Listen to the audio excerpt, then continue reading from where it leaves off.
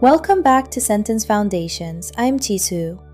In our last lesson, we learned how to say X is Y.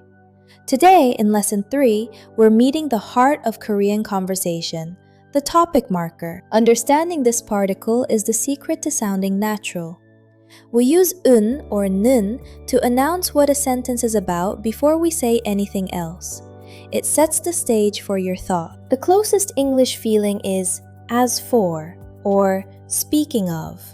It's like clearing your throat and saying, okay, about this thing I'm about to mention before delivering the news. For example, if you want to talk about yourself, you start with the topic me. In Korean, that is 저 plus the topic marker 는. It prepares the listener for what comes next. So we have two shapes for this marker, 은 and 든.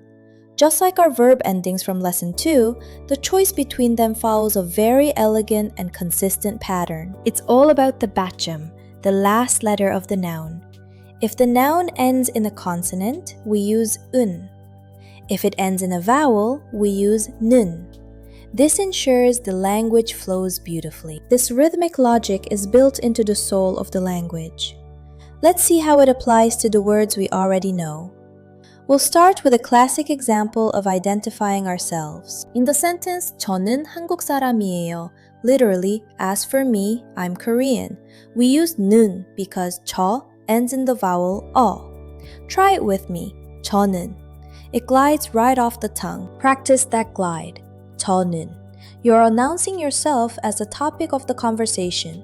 It's a very common and natural way to start your thoughts. Now look at teacher, 선생님.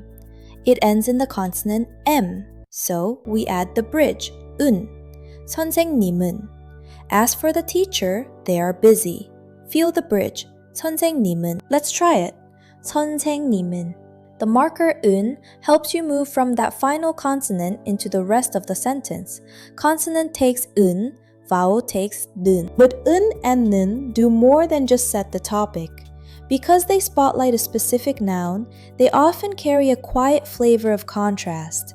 This thing as opposed to others. This is how Korean speakers add depth without extra words. It's like saying, I'm focusing on this specifically.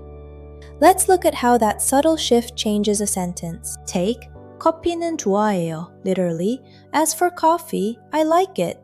But by using 는, you might be implying, I like coffee, but maybe I don't like tea as much. The marker spotlights coffee against everything else. Try saying it. 커피는 좋아해요. You're not just stating a fact, you're adding emphasis and nuance to your preference. This is the power of the topic marker. Using the topic marker correctly is what makes your Korean sound thoughtful and natural. As you practice, try to feel that as for energy every time you use 은 or 는. You're becoming a more sophisticated speaker. The pattern to keep in your back pocket is noun plus 은 or 는 sets the topic. Remember, consonant takes 은, vowel takes 는. You've now mastered the most common particle in the language. Let's review the new words we used today. 한국 for Korea, 선생님 for teacher, and the adjective 바쁘다, which becomes 바빠요 for to be busy. Notice adjectives also go at the end. We also saw 오늘 for today, 학교 for school, and 좋아하다, which becomes 좋아해요 for to like.